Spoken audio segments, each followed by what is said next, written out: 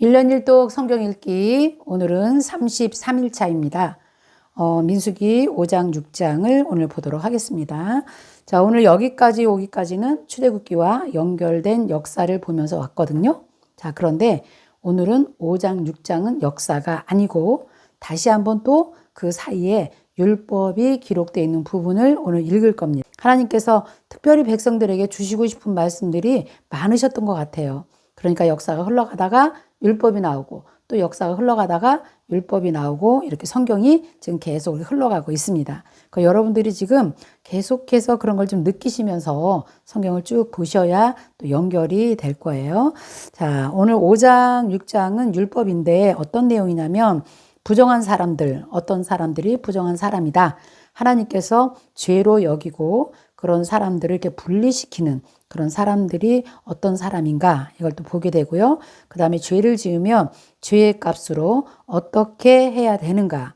그 다음에 특별히 5장에 아내가 간통을 했을 때 당시에 어떤 식으로 이거를 해결을 했나. 참 그런 예민한 부분도 여기 5장에 기록이 되어 있어요. 그래서 우리가 한번 보도록 하고요. 6장은 나실인의 법에 대해서 이제 하나님이 또 법을 주시네요. 나실인은 어떤 사람인가?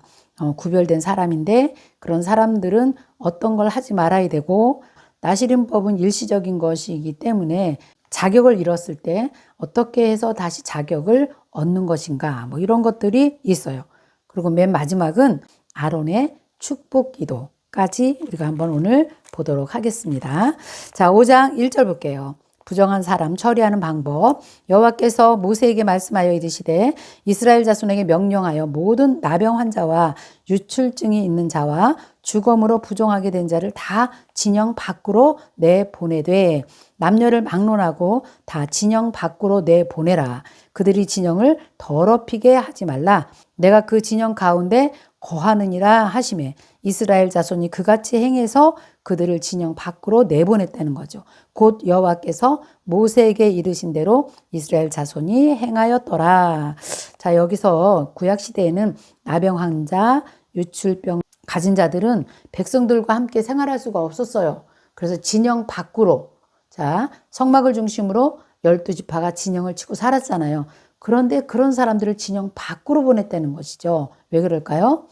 그 병들이 옮겨질까봐 하나님께서 이렇게 분리를 하셨던 것을 볼 수가 있습니다. 이 시대에 적용한다면 죄성을 가진 사람들과 우리가 분리되지 않으면 그것이 계속 우리가 옮기죠. 그 죄는 빠른 속도로 증식을 해요.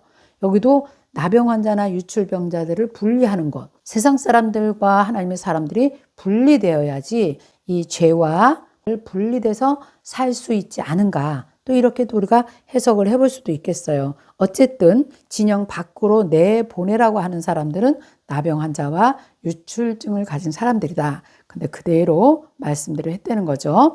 자, 그 다음에 5절 보면 죄에 대한 값인데요.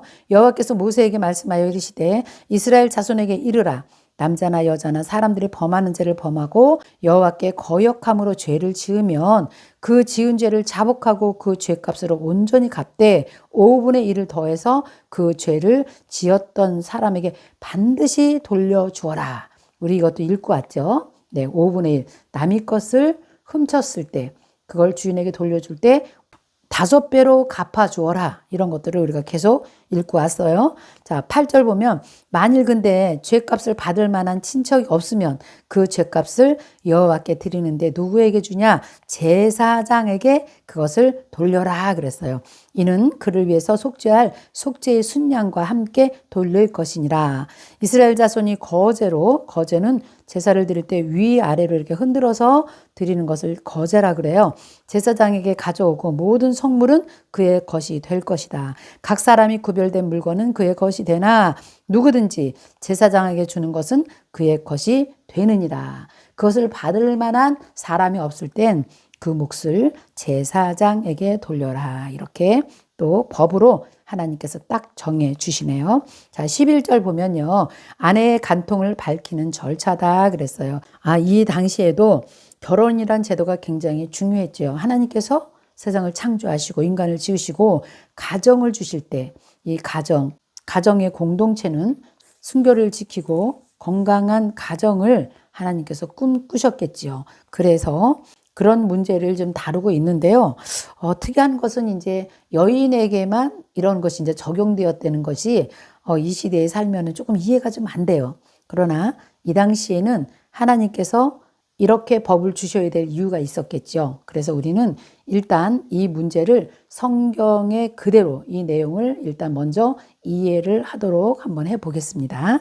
자, 11절에 보면 여호와께서 모세에게 말씀하여 이르시되 이스라엘 자손에게 말하여 이르라. 만일 어떤 사람이 아내가 탈선해서 남편에게 신의를 저버렸고 한 남자가 그 여자와 동침하였으나 그의 남편의 눈에 숨겨서 드러나지 아니하였고 여자의 더러워진 일에 증인도 없고 그러나 그가 잡히지도 아니하였더라면 남편은 의심이 생길 거 아니겠어요? 생기면 15절에 보면 그는 그 아내를 데리고 제사장에게로 가야 돼요.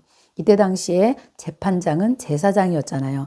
그래서 재판장한테 가는데 그를 위해서 헌물을 가져가는데요. 보리가루 10분의 1 에바를 가져갑니다. 그런데 하나님께 소제를 드릴 때는 거기에 기름을 붓고 유향을 뿌리거든요. 그런데 이때는 거기에 기름도 붓지 말고 유향도 뿌리지 말라. 딱 정해주세요. 그래서 이것을 의심의 소제도 되고 그 다음에 이것을 기억나게 하는 기억의 소재다. 이렇게 불렀다는 거예요. 자, 16절 보면 이제 제사장이 그 여인을 가까이 오게 해요. 그리고 너 여호와 앞에 서라. 그래서 여호와 앞에 세우고 17절 토기에 그릇에다가 거룩한 물을 담아요. 물두멍에 물이겠죠. 성막 바닥에 티끌을 취해서 그 물에 넣게 합니다. 여인을 여호와 앞에 세우고 머리를 풀게 하고 기억나게 하는 소재물 곧 의심의 소재물을 그의 두 손에 두고 제사장은 저주가 되게 한 쓴물을 자기 손에 들고 여인에게 맹세하여 이렇게 말합니다. 남편을 두고 탈선해서 다른 남자와 동침하여 더럽힌 일이 없으면 이 쓴물의 해독을 면할 것이다. 이렇게 말합니다. 그러나 내가 내 남편을 두고 탈선해서 몸을 더럽혀서 내 남편이 아닌 사람과 동침을 했으면 어떤 일이 벌어지냐? 너가 이 쓴물을 마셨을 때 여호와께서 내 넓적다리가 마르게 하고 내 배가 부어서 내가 내 백성 중에서 저주거리, 맹세거리가 되게 하실 것이다. 이렇게 이제 말해주는 거죠. 그리고 22절 이 저주가 되게 하는 이 물이 내 창자에 들어가면 내가 배를 붓게 하고 내 넓적다리가 마를 것이다. 그리고 여인은 아멘 아멘 할지어다 이렇게 말하게 하라는 거예요. 23절 제사장이 저주의 말을 이제 그 저주의 말을 두루마리 가죽이겠죠. 거기다 글씨를 씁니다. 그 글씨를 그 쓴물에 이제 넣어서 빨아요.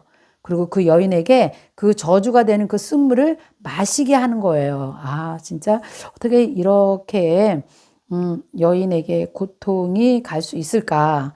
또 이런 생각을 또 제가 해봅니다. 25절에 보니까 제사장이 먼저 그 여인의 손에서 의심의 소재물을 취합니다. 그 소재물을 여호와 앞에 흔들고 제단으로 가져가게 합니다. 그리고 제사장은 그 소재물 중에서 한 움큼을 취해요. 그리고 여자애가 기억나게 하는 소재물을 제단 위에 불사른 후에 그 여인에게 그 물을 마시게 해요. 그래서 그 물을 마시게 한 여인이 만일 그 물을 먹고 그의 배가 붓고 그의 넓적다리가 마르면 그 여인이 진짜 그런 일을 했다는 거예요. 그래서 저주를 받게 된다는 거예요. 자, 그래서 그 물을 먹었을 때 이런 일이 일어나는 것을 보겠다는 거죠. 이런 것으로 이제 재판을 했던 것이에요. 그러나 28절 봅니다. 그러나 여인이 더럽힌 일이 없고 정결하게 해를 받지 아니하였으면 그는 임신을 할 것이다. 두 개 중에 하나로 이렇게 딱 법을 만들어 준 거예요. 그런데 29절 이는 의심의 법이니 아내가 그의 아내를 두고 탈선해서 더럽힌 때나 또는 남편이 의심이 생겨서 자기의 아내를 의심할 때 이 여인을 여호와 앞에 두고 제사장이 이 법대로 행할 것이다. 하나님께서 이렇게 법을 주신 거예요. 자, 그런데요. 31절 보면 이렇게 했을지라도 뭐 죄가 있든 또 없든 간에 31절 보니까 남편은 무죄라는 거예요. 여인은 죄가 있으면 당하리라. 한편으로 지금의 법으로 생각하면 여인에게는 굉장히 억울한 일이죠. 죄가 없어도 있어도 이런 일을 해야 된다는 거잖아요. 네. 그런데 이것을 우리가 이제 이 문자 그대로 율법 당시에 그대로 읽어서 이렇게 해석을 했습니다. 그런데 저는 이 5장을 읽으면서 이런 생각을 했어요. 우리가 예수님의 신부 아닙니까? 그렇죠? 우리가 이 세상 살고 있지만 우리는 예수님의 신부잖아요. 그런데 이제 곧 예수께서 오실 때에 우리를 부르실 거예요. 예수님이 신랑이고 우리 이 땅에 사는 모든 성도들은 전부 신부예요. 그렇다면 하나님께서 이 말씀을 주실 때는 그냥 이 말씀을 주시지 않았겠죠. 21세기에 사는 저와 여러분에게 또 다른 해석으로 하나님이 풀어주실 거라는 생각이 들어요.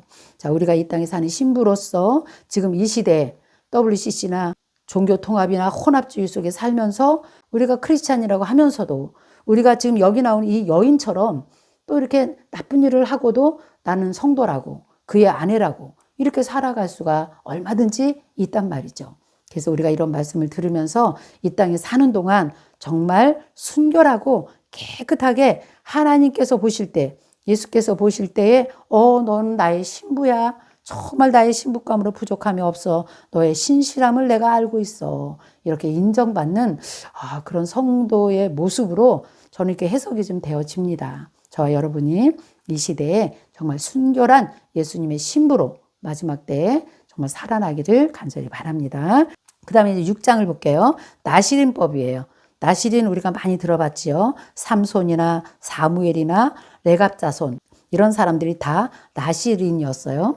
자, 레위 자손만이 성막에서 성막의 일을 도와줄 수 있고 구별된 사람으로 쓰임을 받잖아요. 그런데 나시린은 레위인이 아니면서도 일시적으로 본인 스스로 나는 정말 나시린으로 살고 싶다. 이렇게 자기가 하나님께 헌신하겠다는 사람들, 이런 사람들에게 하나님께서 길을 열어주신 거예요. 그래서 나시린 법이 있는 것입니다. 나시린은 그냥 구별하다, 구별된 자다, 이렇게 해석을 하시면 될 것 같아요. 6장 1절 볼게요. 여호와께서 모세에게 말씀하여 이르시되 이스라엘 자손에게 전하여 그들에게 이르라. 남자나 여자가 특별한 서원 곧 나시린의 서원을 하고 자기 몸을 구별하여서 여호와께 드리려고 하면 자발적으로 헌신하고 싶어 한다면 자 3절 포도주나 독주를 멀리하고 포도주로 된 초나 독주로 된 초를 마시지 말고 포도즙도 마시지 말고 생포도주나 건포도도 먹지 말라는 거예요. 완벽한 레위인으로 하나님께서 쓰시고 싶은 것이요. 첫 번째는 포도주나 독주 먹지 말라는 거예요. 나시린으로 사는 동안에는 포도나무, 소산씨나 껍질이라도 먹지 말라는 거예요. 그 다음에 두 번째는 그 서원을 하고 구별하는 모든 날 동안 자기 머리에 삭도를 대지 말라는 거죠. 자기 몸을 구별해서 여호와께 드리는 날이 차기까지 그는 거룩한 주 그의 머리털을 길게 자라게 할 것이다. 그래서 머리를 자르지 않는 것이 나시린 법이었고요. 세 번째는 그의 부모나 형제 자매가 죽을 때라도 그 다음에 갑자기 누가 자기 곁에서 죽어서 갑자기 그런 시체를 만질 경우가 생긴단 말이죠. 그런데 절대로 시체를 만지면 안 된다. 이렇게 하나님께서 법을 주십니다. 자, 그런데 그렇게 해서 이제 시체를 만져서 나시린의 법을 어겼을 경우에 이제 해결하는 법을 주세요. 그것이 9절, 10절, 11절, 12절 쭉 나오는 거예요. 여러분들 읽으시면 됩니다. 누가 갑자기 그의 곁에서 죽어서 스스로 구별한 자의 머리를 더럽히게 되면 그의 몸을 정결하게 하고 그 다음에 머리를 밀고 곧 7째 날에 근데 밀라는 거예요. 그 다음에 8째 날에는 산 비둘기 2마리나 집 비둘기 새끼 2마리를 가지고 회막 앞에 나와서 제사장에게 주라는 거죠. 제사장은 그 하나를 속죄제물 하나는 번제물로 드려서 그의 시체로 말미암아 얻은 그 죄를 다 속해주고 또 그는 그날에 그의 머리를 성결하게 할 것이라. 자기 몸을 구별해서 여호와께 드린 날로 새로 정하고 1년 된 순양을 가져다가 속건 제물로 드려라. 자기의 몸을 구별한 때에 그의 몸을 더럽혔은즉 지나간 기간은 다 무효라는 거예요. 그래서 다시 이제 나시린으로 살아갈 수 있는 길을 주시겠다는 거죠. 그게 13절이에요. 나시린의 법은 이러하니라. 자기의 몸을 구별한 날이 차면 구별해서 그 사람을 다시 회막문으로 데려갈 것이요. 그는 여호와께 헌물을 드리되 번제물을 1년 된 흠없는 순양 한 마리와 속죄 제물로 1년 된 흠없는 어린 암양 한 마리와 화목제물로 흠없는 순양 한 마리와 무교병 한 강주리와 고운 가루에 기름 섞은 과자들과 기름 바른 무교 전병 그 소제물과 전제물을 드릴 것이다.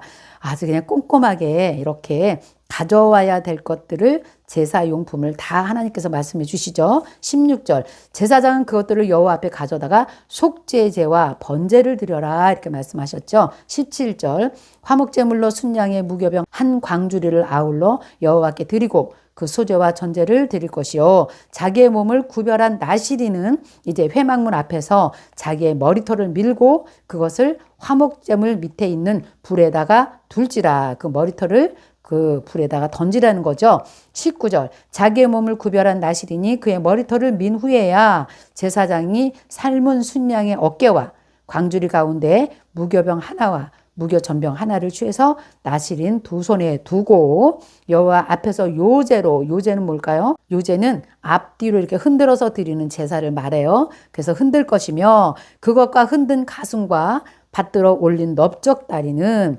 성물이 된다는 거예요. 다 제사장에게 돌릴 것이니라. 그 후에는 나시린이 포도주를 마실 수 있느니라. 21절 이는 곧 서원한 나시린이 자기의 몸을 구별한 일로 말미암아 여호와께 헌물을 드림과 행할 법이며 이 외에도 힘이 되는 대로 하려니와 서원한 대로 자기 몸을 구별하는 법을 따라야 할 것이니라. 자, 우리가 이렇게 읽을 때는 어려웠지만 간단한 거예요. 아, 나시린법을 하나님께서 이렇게 주셨구나. 특별히 뭐 해석할 것도 없어요.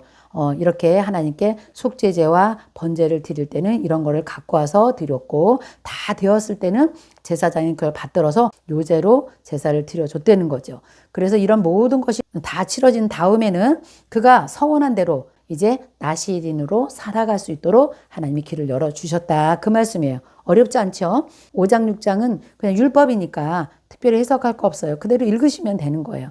자, 그런데 이제 22절 볼게요. 마지막. 제사장의 축복이에요. 아론의 축복의 메시지를 하나님께서 이스라엘 백성들에게 이렇게 축복하라 이렇게 말씀하신 거죠.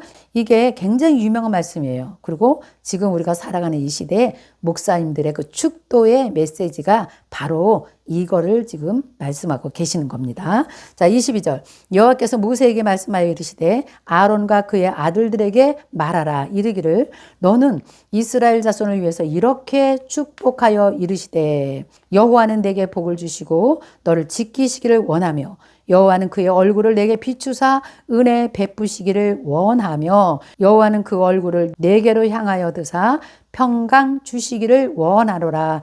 27절 그들은 이같이 내 이름으로 이스라엘 자손에게 축복할지니 내가 그들에게 복을 주리라. 아멘. 내 이름으로 여호와의 이름으로 이스라엘 자손에게 축복해 주시겠다는 거예요. 누가 기도하면요. 이렇게 아론과 그의 아들들 제사장들이 우리에게 축복하면 그대로 내가 복을 주시겠다 이렇게 말씀하세요.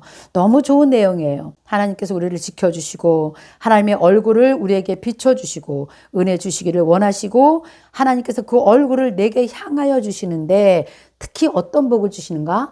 평강의 복을 주시겠다는 거죠. 평강의 복이 사실은 가장 큰 축복입니다. 우리가 이 시대 살아가면서 누구든지 이 땅에 살면서 우리가 환난과 시련과 고통 가운데 살지만 이 평강의 복은 그런 가운데서도 흔들리지 않는 이걸 붙들고 우리가 살아내는 거예요. 다른 말로 말하면 이 평강은 예수 그리스도죠. 예수 그리스도 안에서 하나님과 날마다 승리하며 저와 여러분이 살아가는 것입니다. 그래서 신약에서도 이 평강을 많이 사용한 사람이 누굽니까? 사도 바울이에요. 바울은 서신서를 쓸 때마다 앞부분에 너희에게 예수 그리스도의 평강이 있기를 원하노라 이렇게 인사를 한 다음에 서신서 내용을 쫙 써내려가는 걸 볼 수가 있거든요. 그래서 하나님 우리에게 오늘도 이 말씀을 읽으면서 평강의 복을 우리에게 허락하여 주옵소서. 평강의 복으로 살아가게 하옵소서. 이 평강의 복이 내 개인과 가정과 자녀와 사회 위에 이 민족 가운데 임하기를 원합니다. 이렇게 기도하면서 오늘 하루도 승리하시기를 바랍니다. 감사합니다. 내일 뵙겠습니다. 안녕히 계세요.